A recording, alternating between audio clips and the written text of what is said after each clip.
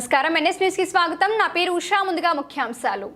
బాసర ఆలయ అధికారులు అమ్మవారి ఆలయ దర్శనం నిలిపివేసి ఈరోజు పునర్నిర్మాణ పనులు ప్రారంభించారు.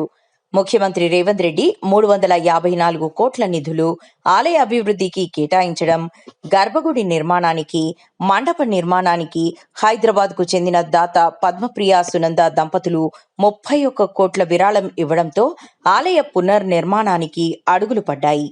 దేశంలోనే సుప్రసిద్ధ బాసర జ్ఞాన సరస్వతి అమ్మవారి క్షేత్రం ఆలయ పునర్నిర్మాణంతో మరింత అభివృద్ధి కానుంది. ఎన్నో సమస్యల నుండి బాసర అభివృద్ధి జరగాలని, ఆలయ పునర్నిర్మాణం జరగాలని భక్తులు పెద్ద మొత్తంలో కోరినా అది ముఖ్యమంత్రి రేవంత్ రెడ్డి, ఎమ్మెల్యే పవార్ రామారావు పటేల్ హయాంలోనే సాధ్యమైందని పలువురు అంటున్నారు.